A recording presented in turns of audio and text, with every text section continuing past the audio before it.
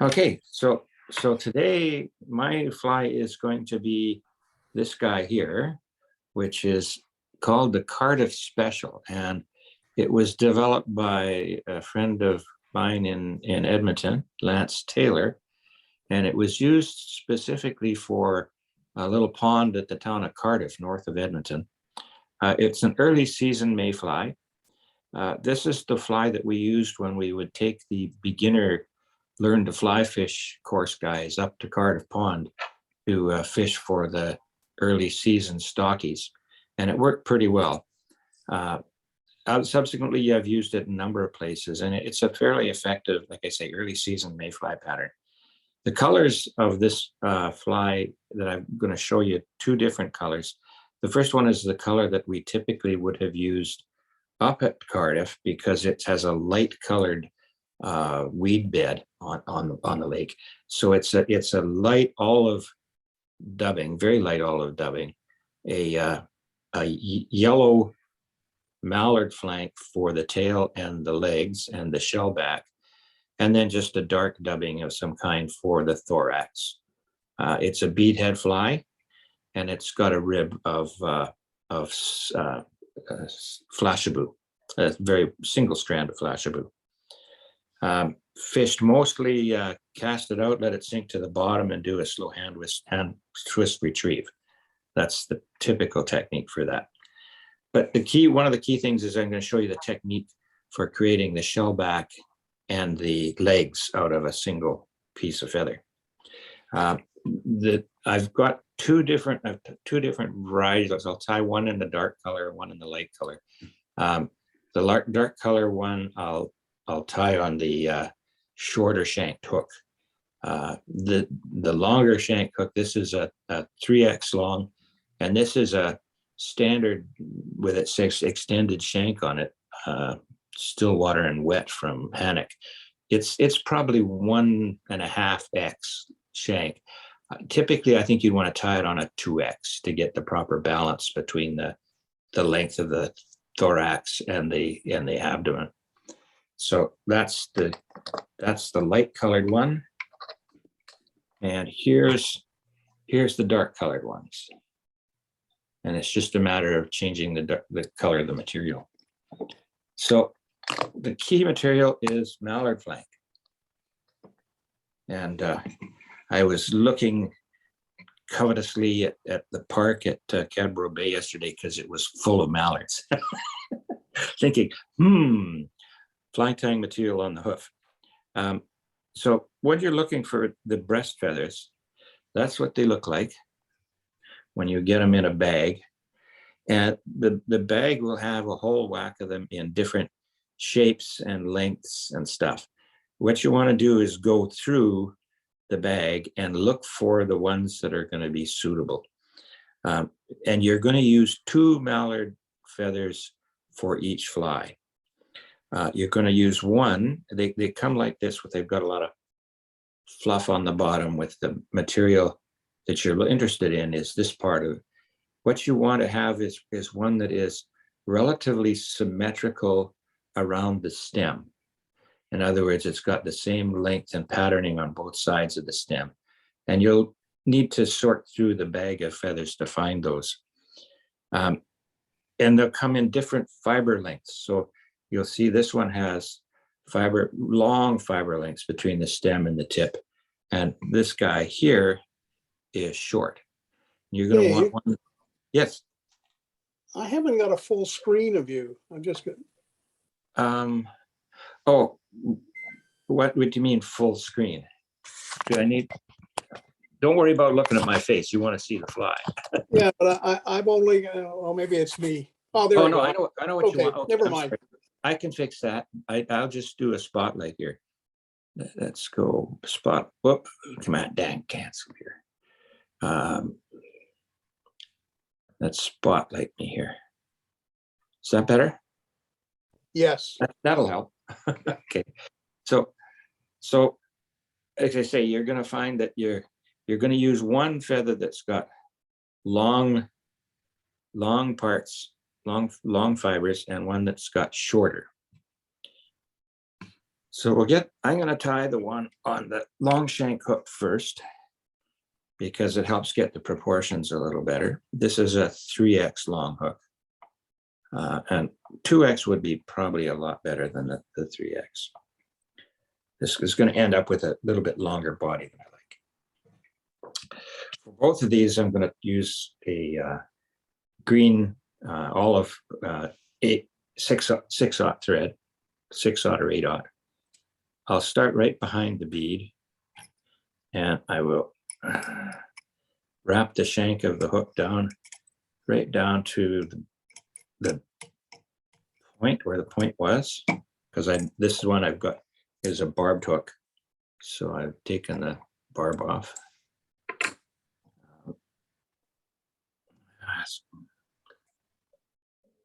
So when I get all the way down there, I'm going to come back up just a little bit so that I'm even with the barb of the hook. And what I've done is taken the fuzz off the bottom of this so that I can play with the feather, the barbs that I want that are nice and straight and long.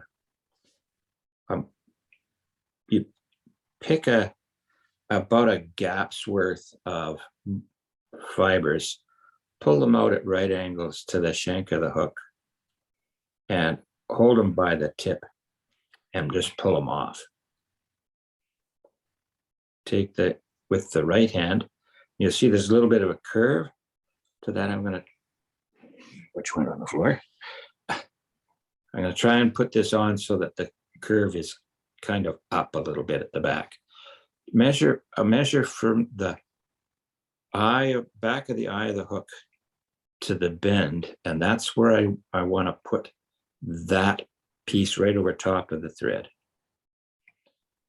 And then I'll loose wrap that on, and using my fingers, I'll coax it down on the shank all the way up and behind the bead.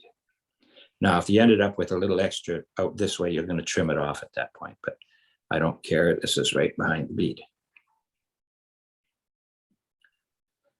Then for a rib, I've got stored on my hackle pliers here. It's a single strand of crystal flash. That's so that if I store it on the hackle pliers so that if I drop it, it doesn't disappear into the carpet. I'll hold the on the near side, I'll hold the crystal flash and I'll wrap it on to the hook from the behind the bead all the way back to the tail. And I'll hold the crystal flash on the side facing me so that it is wrapped on the side of the hook. And when I get there, I'll just use my material clip to hold that crystal flash out of the way. Now we're doing a dubbed body, and the dubbing that I'm using is just a standard hairtron, which is rabbit fur with a bit of antron in it. It's a light, this is a pale olive for this one. So it's almost yellow. And I don't want to put a lot of dubbing material on to start with. And because this stuff, this is one of the few flies where I will use a little bit of dubbing wax. And I'll just pull out a little bit of thread and put some dubbing wax on the thread and take small bits of dubbing and twist them on. And the reason for the dubbing wax is that it helps me use smaller bits of dubbing and it will adhere to the thread. And I'm not worried about, with some wet flies, you're worried about the wax not letting the water penetrate and then the fly will tend to float more. But with the bead, this is not a problem for this particular fly. So I've got a good length there. And I'll start at the tail here and I'll wrap a dubbed body, one wrap in front of the other, all the way up the shank of the hook to build a little bit of an underbody. And I'll go and I'll stop about a bead width behind the bead. And I'll put some more dubbing on, starting with a very fine at the front and getting a little fatter as I go down the thread. Because I'm going to build a tapered body here. So once again, I'll start going back.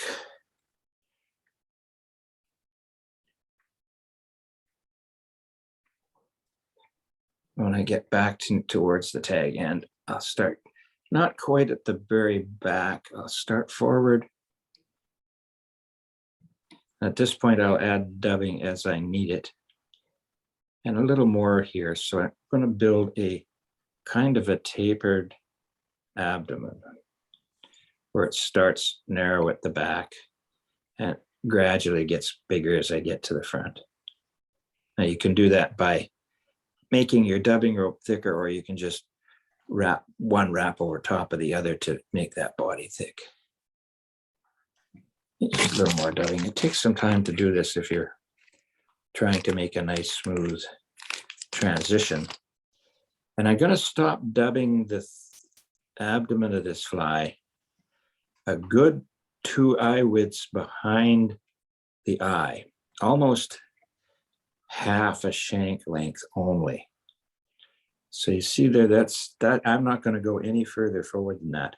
There's at least the bead width between the bead and the end of the abdomen here.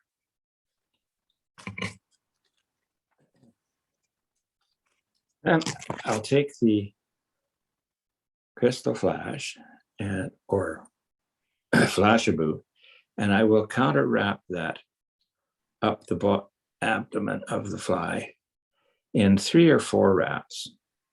When I get to the end of the dubbing, I'll just do a couple of wraps right in front of it just to cinch it down, tie it in. Wrap in front, trim it off.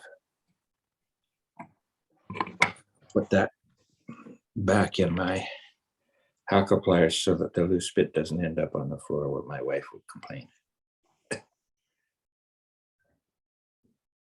Pull it aside. Now this is the fun part. This is where I build both the legs and the shell back out of the same feather. And so this has been, I picked a feather that's nice and even on both sides of the stem and relatively square at the top. And I want the barbules for this to be about the length of the shank. So I've picked the right size feather. I could go with a slightly larger feather like this one here, but then you got to do a lot of playing around to get the leg length right. So with this guy here, I'm gonna, to show you how I do the prep work on it, I'll take a feather that's, this one will work as well. I'd strip off the fuzz at the bottom. So the stem is there. And I've checked this so that it's about the right length of barbules. I'm going to use the lighter colored one because it's a little easier to see. I'll hold the feather by the tip, the very tip, and wet my fingers a little bit and start stroking the fibers towards the butt of the stem until I've got about a gap's worth of fibers that are being stroked back towards the butt of the feather, butt of the stem. And then what I do is I take my scissors and go here and I trim off the tip.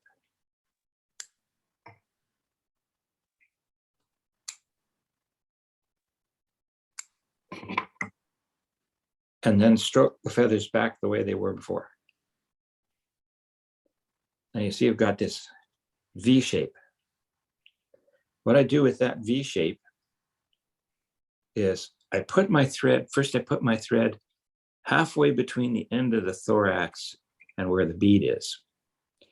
And I'll hold this feather so that the stem is over top of that gap. And I'll make a loose wrap over top to pull the stem down onto the little bit of dubbing that's there. And then I will, as I've got that there, I'll put a second wrap just to hold it in place on top of the hook. And then I pull the stem of the feather so that it drags all of those fibers through those two wraps. I pull it to the back. And you'll see where when I get far enough back, I've got the V of the feathers, half of that V on either side of the bead. That's what makes the legs. Just pull it back until it's on either side of the bead and gets settled down in between, right behind the bead. And you'll see this little piece of feather that's here with the stem attached. That's going to be the shellback. So once I've got those there in place, I'll wrap back over the shellback part of the feather till I get to where the abdomen ends. And at that point, I'm going to put my thorax in, which is, this is some olive seal dubbing. And again, I want to use some wax because this seal dubbing doesn't want to adhere to the thread. And I'm going to wax about 2 inches of thread there. And take some seal dubbing out. And this seal dubbing is fairly coarse. And I want it to dub down not quite as coarse as that. So I'm going to take a little ball of it out of the package. And I will use my scissors to just chop it up a little bit so it's a little finer. So I've done that. And again, taking small amounts of dubbing, twisting it on the thread to make and you'll see how much fuzzier that is compared to the others Hairtron dubbing. I want this to be a fairly spiky and robust thorax. I want the thorax to be at least 1.5 times the diameter of the abdomen. And I'll wrap this right over in between where that shellback is laying on top of the hook and where the little legs are. So that looks about right. It's a little bit more than 1.5 times the abdomen. I'll take and wet my fingers and pull the legs backwards so that I can get my thread in front of the legs and right behind the bead.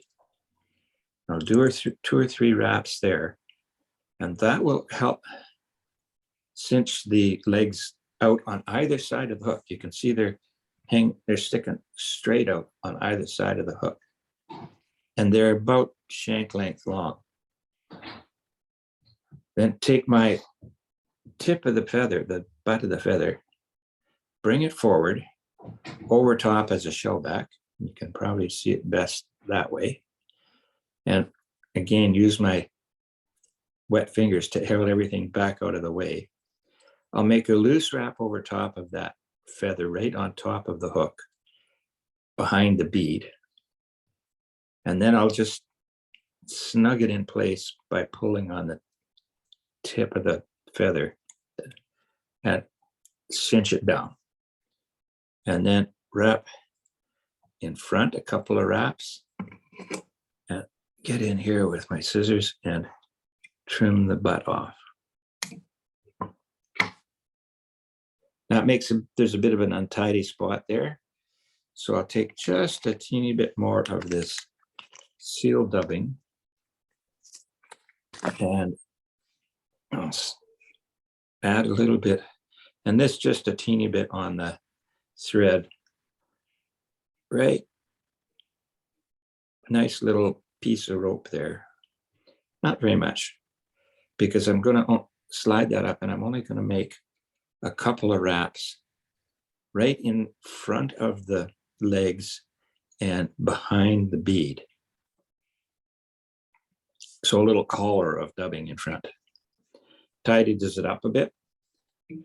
And then making sure that those legs are back out of the way, I will do a whip finish right behind the bead.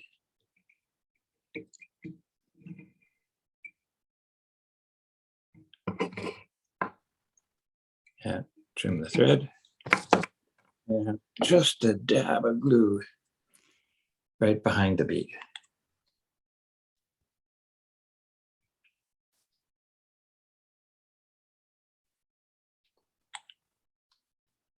And that's the completed fly. So that one feather makes the bit of shell back and the legs. And of course, this, as you strip it, is going to give a fair bit of motion. Those legs are going to go back and forth. So Dave, how many of those feathers did you get from the mallards yesterday? I wasn't able to chase any mallards. They're too domesticated.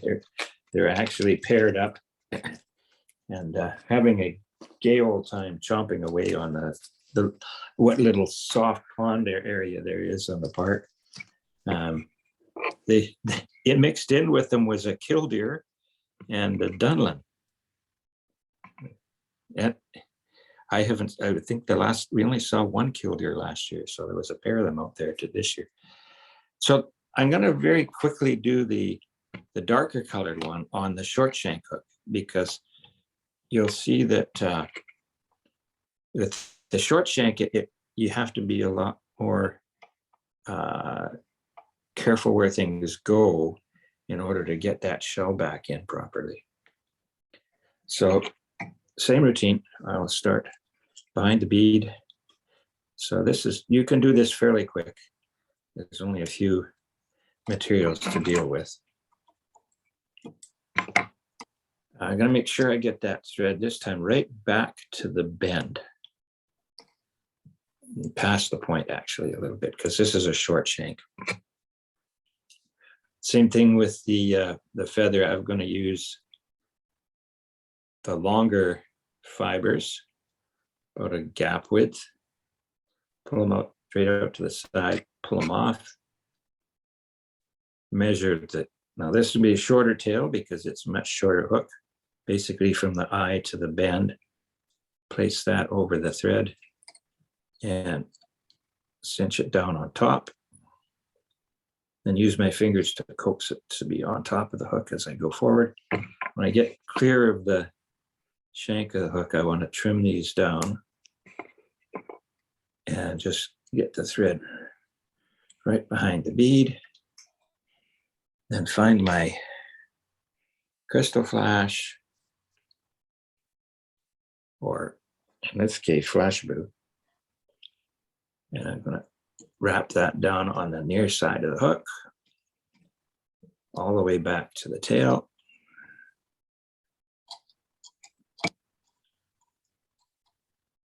Bring my thread up to the front, and again, leave a good bead width.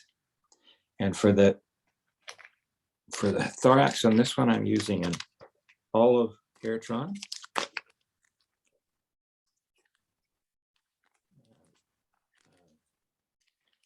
Once again, one of the issues with these dubbings is that they tend to be a little coarse for these smaller flies. So I'm just going to snip it a bit in a little ball there. Put my dubbing wax on and make a very skinny dubbing rope. This will go a little quicker because it's a smaller fly, shorter abdomen.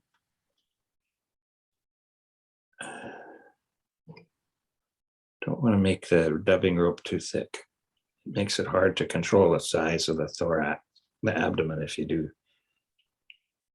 So again, start there, go right back to where the crystal flash is. Start forward again. A little more dubbing. This is the time-consuming part of tying the fly, is getting the dubbing on.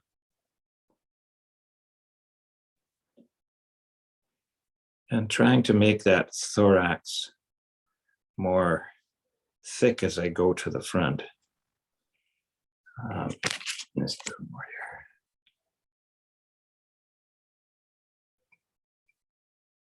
Now you see I'm going to be a very short thorax here because I don't want to crowd that bead. I want to leave a good bead width between the end of the thorax and the bead. So I make my counter wrapped ribbing. 2, 3, around, a couple of wraps in front.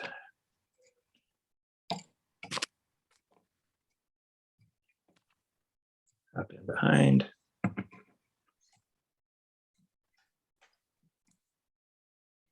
And then I get my shellback feather, which I've already selected and sized up. Strip off the fuzz. And I have a little catch-all that attached to the base of my vise that is right down below the thread, so I can peel off all this thorax material, this fuzzy material off the feather without it falling on the floor and having to be vacuumed up later. I'm tying in the living room again because the internet still isn't working great out in the doghouse. So once again, I will take it by the tip and stroke back these feathers, about a gap width's worth of feathers from the tip towards the butt of the stem. And maybe a few more fibers. And then just hold it by the stem, get in here and trim off the tip.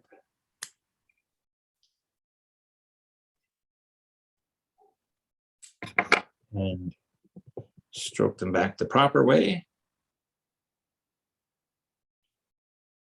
Put my thread halfway between the bead and the end of the thorax.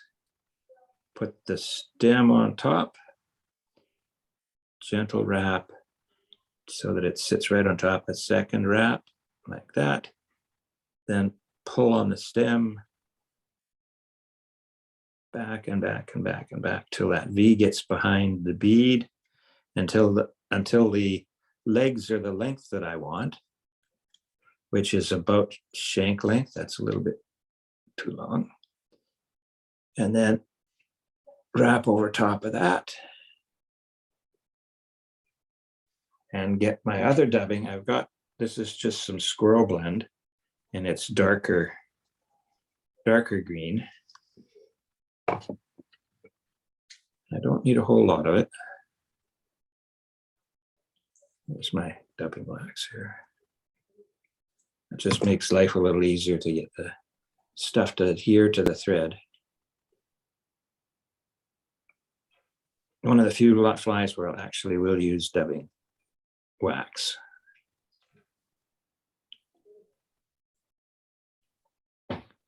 And then I'll do a thorax of this darker green dubbing.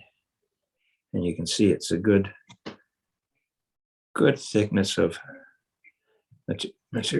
pardon, good thickness of thorax. And bring my legs back with my fingers, come underneath and right behind the thread. I'll do 3 or 4 wraps just to position those legs out to the side. Bring the back over top, hold it in place. Get that first couple of wraps. Make sure it's sitting on top and is nice and snug. Pardon me. So now you got the shell back over top of that thorax, and I'll wrap in front, making sure that the legs are behind. Trim them off. And then just a teeny bit of the dark dubbing again, where it is, just to make a teeny collar. and the front of the legs. And that actually helps push the collar actually helps push the legs back into position. So they're going slightly backwards behind the eye. And cinch down, whip finish. Got to make sure you whip finish behind the bead.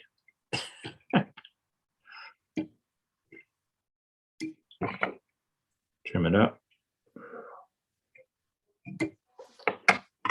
Just a dab of glue right behind the bead to hold everything together.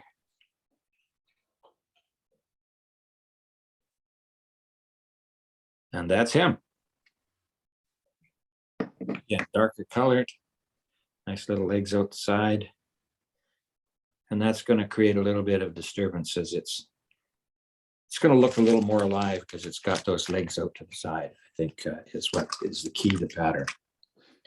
And that's it for me. So I'll take the spotlight off. Interesting. Nice ties, technique, Dave. Interesting technique. Yeah, that it's one that Lance Taylor developed, and I've the only fly I use it on, but it's certainly an interesting way of creating some legs that have some mobility to them.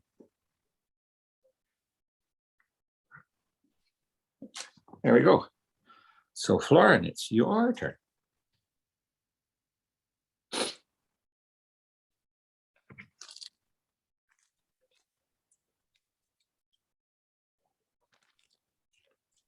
Thank you, Dave.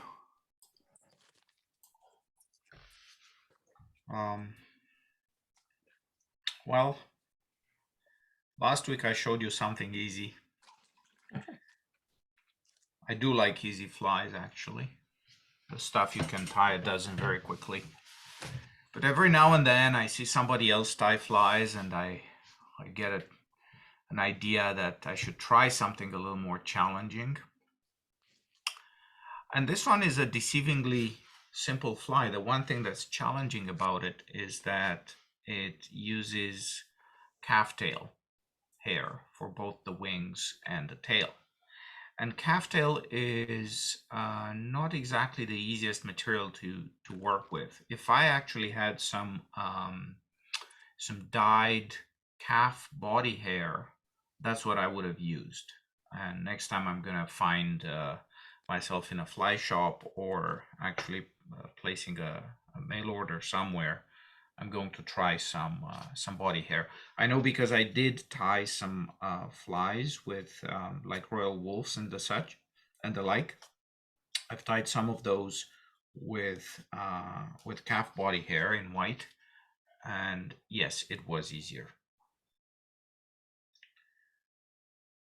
So the hook here is a ring eye hook. It's a Tiemco 101 and size 10. And the intent here is to imitate a green drake. And a green drake is a fairly fattish, it's a large mayfly, but it's also fairly chunky, I guess, would be a possible word to describe it. So you don't want to have one of those very long shanked hooks. This is kind of standard length shank, so I think it's going to work okay. And what I'm using here is a 6/0 thread. I tried with a finer thread with some Ultra Thread 70 denier, and I thought that was a very poor choice for this fly because this is a very slippery thread, and it doesn't grab the hair very well. So you know, some people would just keep the thread and bring the super glue. I decided I'm going to switch threads, and I went to a Uni 6/0 waxed, which seems to be doing the job reasonably well. It allows me, it does grab the hair a little better, and it also allows me to put a lot more pressure than the other thread. So this is about double the thickness of the other thread. I wouldn't try this on a size 18 fly, but on a size 10, this is just fine. Okay, now for the hair. You want first to take a little clump of hair just kind of judge what you would like to have for a tail, plus a little bit more because you'll be pulling off a few fibers from this. So just grab a little clump of hair, and to make your life a little bit easier, twist the hair after you grabbed it between your fingers before cutting it. This way it just narrows down and it's easier to cut off the tail. So now you have your clump. And the next step is, grab I don't use a hair stacker for this. I just grab the one end and then pull any of the short fibers from the other end. Just clean off the hair, basically. Okay. And once you get it sufficiently clean, maybe you have a few extra long fibers that you don't want to have in that tail. You just make sure everything is the way you want it, and then measure against the hook shank about a hook length, a shank length, and then attach it. So hold it in there, do 2 or 3 wraps, and gradually tighten the thread to the point where you know this is going to hold well. Then go back to where you want to make sure that your tail is tied in. This is not a very tidy fly. It's a bit of a mess with this hair. If you want to tie tidy, and I haven't tried out yet, I have the material pulled out here. Or I thought I had. Yeah. I would use this synthetic. This is McFlylon, and it makes really nice and easy wings. And there's no reason why you couldn't use it for both wings and tails. So this would be the, barring the availability of this black calf tail, that's the alternative that I would use as a synthetic. That has the advantage of you can always trim it with your scissors to the desired shape and you get what you want. Okay, now the next thing to do is to put on the wings on this fly. So get to the point where you want your wing, which is about the front third of your shank, and get now another clump of hair, this time significantly thicker than the first one, because what you want now is a wing that is going to be also divided. So get your clump of hair, kind of estimate the size of that clump, cut it, and repeat the procedure with the cleaning. So now this is about the size of the clump. We're gonna lose a lot of this hair in the cleaning process, so don't worry if it has to be a little oversized, I find, in order to get enough hair there for the wing. And this is really the only challenging part for this fly. As you can see, a lot of hairs in here that are very short. They just come out. Then at the other end, one might consider using a hair stacker. This is fairly crinkly, so I'm not sure how well the hair stacker is going to work on it. That's why I'm trying to just keep these fibers as well aligned as you possibly can in your fingers, and don't worry about it. Okay, now I'm going to tie these tips forward, because what happens is if you tie them the other way around, it's very hard to lift the wing up, and when you tie in the hackle, it really gets in the way in a big way. If you tie it forward, it's still relatively hard to lift the wing up, but it's not getting in the way of finishing the fly as much as the other way it does. So now it's a question of, some people like bigger wings, some people like shorter wings. This is going to be about, again, shank length. So measure against here and then just move it to your tie-in point. And then a bit of a soft loop and then tighten on the way up. So in this case would be tightening on my side. This is very tricky because this material does have a tendency to roll, and you want it as tight as possible. And then just trim here closely. You're going to get a little bit of a ramp, but it's going to be covered by the body. All right. So there it's not a problem because, like I said, the profile you're aiming for is fairly chunky. And so that's going to become part of the body. Okay, now I have my wing and I want to lift this wing up and split it. So I'm going to move my thread forward. And you can use your fingertips, you can use the tips of your scissors, whatever you find handier for the dividing of the wing. But before you do anything about that, you want to create a little bit of a bump of thread. So lift the hairs up. You're going to have a few short bits there that are going to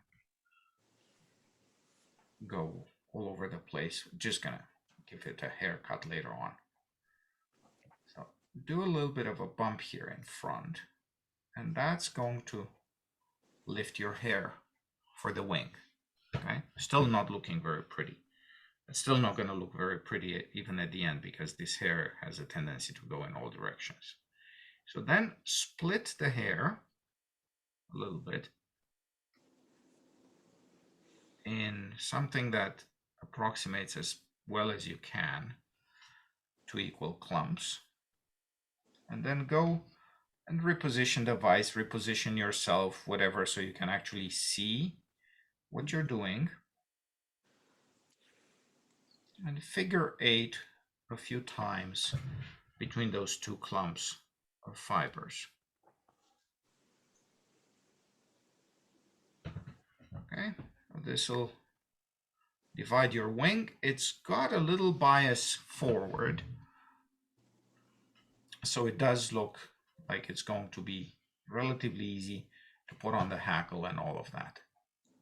Make sure it's looking all right from various angles, and then just go back. Now we're going to do the body.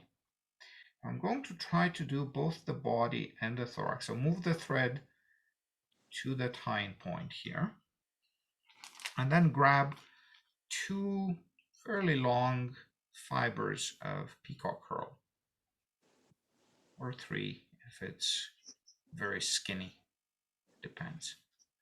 I have a very skinny one here, so that's going to be my third one. So these fibers, I'm going to grab them together and cut the end pieces, which are always very fragile and break. I'm going to attach this here, standard procedure.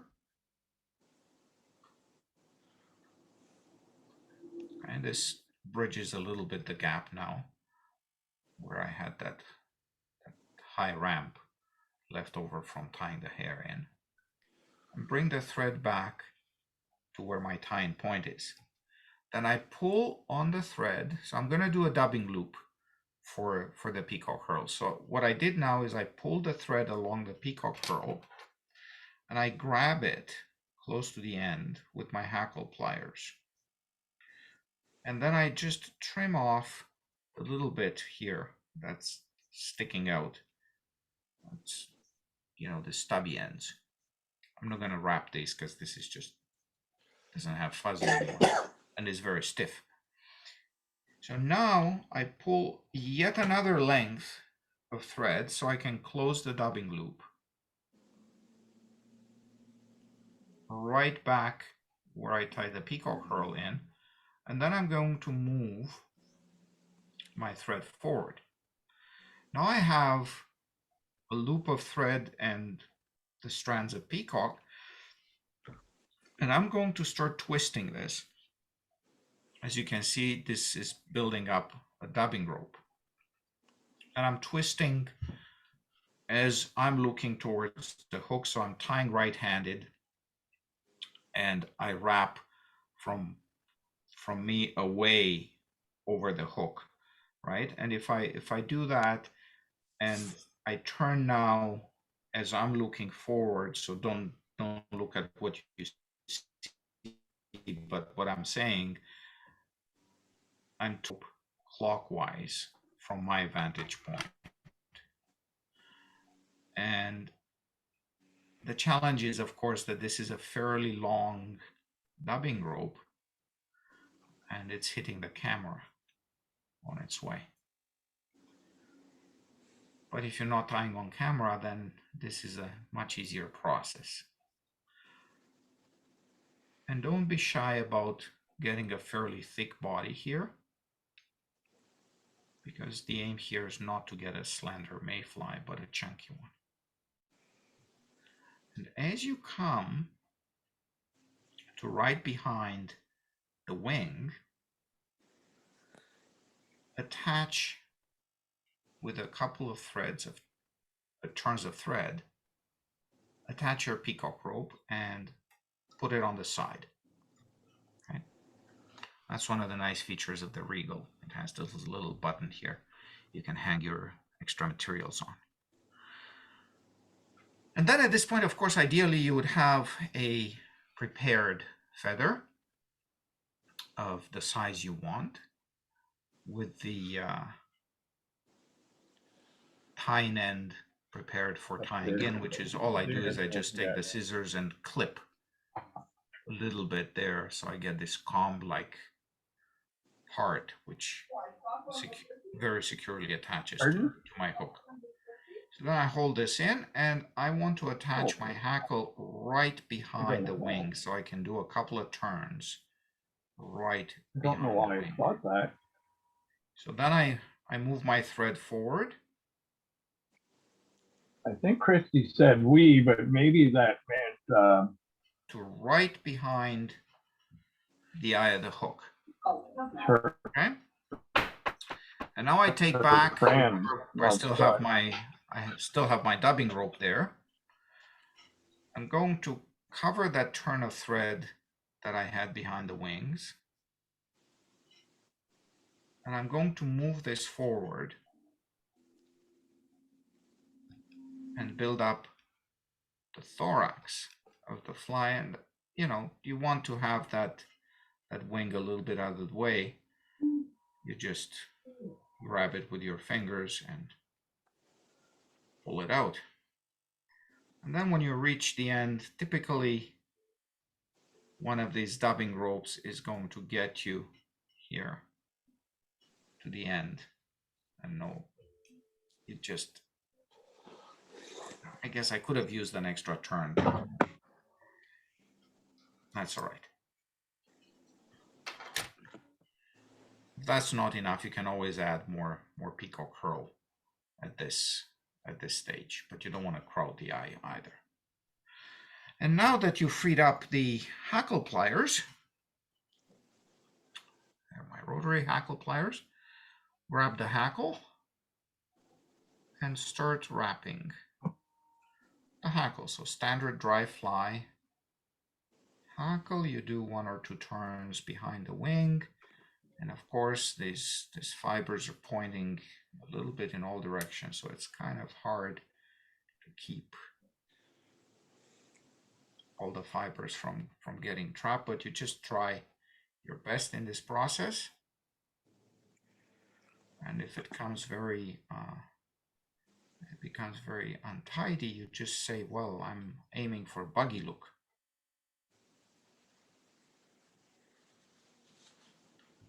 So just, you know, stroke the fibers a little bit back so that things look a little bit neater. And keep wrapping your hackle, going forward. I took this off a cape because this larger size hackles are usually pretty hard to find on, maybe in this case I wanted a little more hackle, so let me try to re-grab this a little bit higher up. Okay, so I think I can get 1 more turn out of this hackle. Okay. When you're happy, or at least as happy as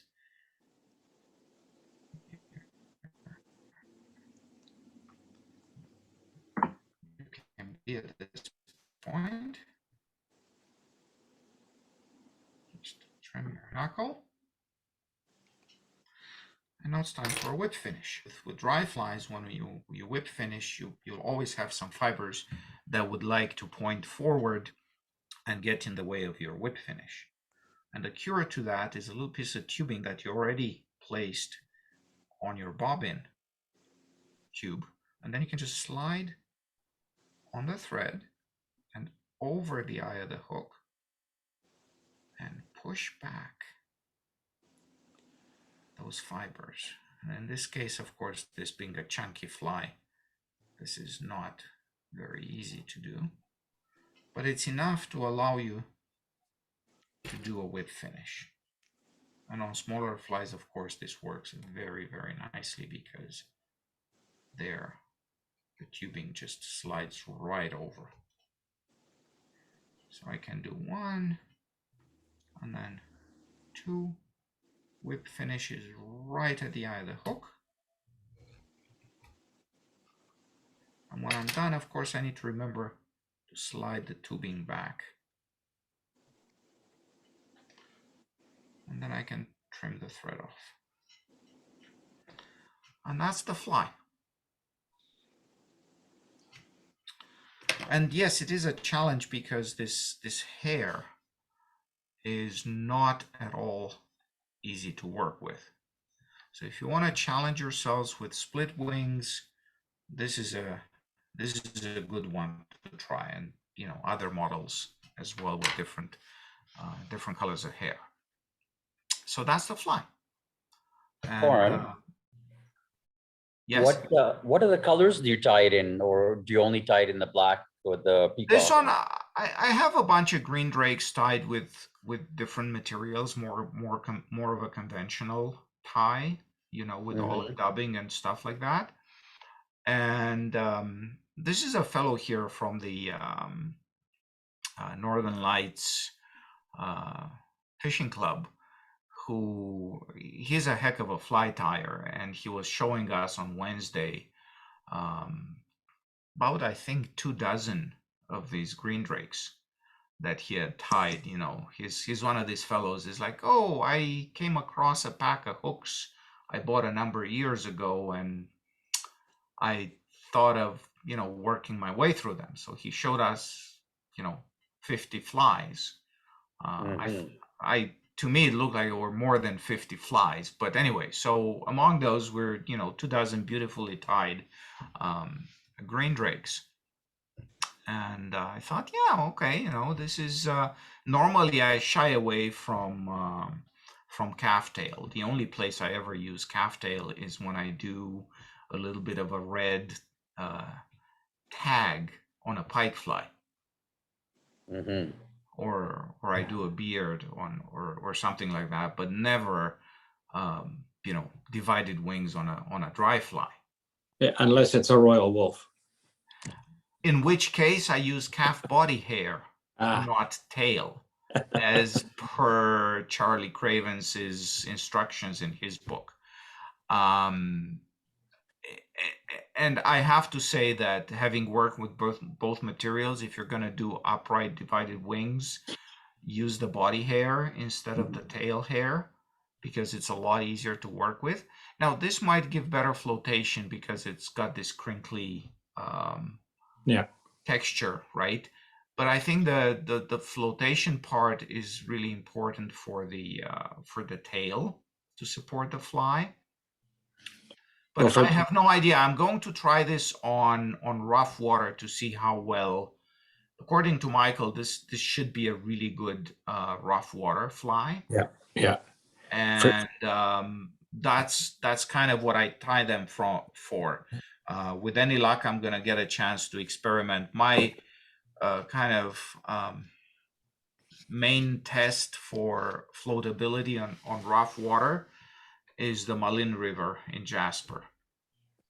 If something floats on that water, then it floats.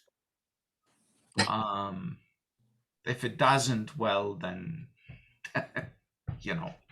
So for those who have never seen a green drake in real life, which we don't get here on the coast, It's if you think typically of mayflies, the dry fly mayflies, there tend to be 14s and 16s and quite small, but these green drakes are monsters.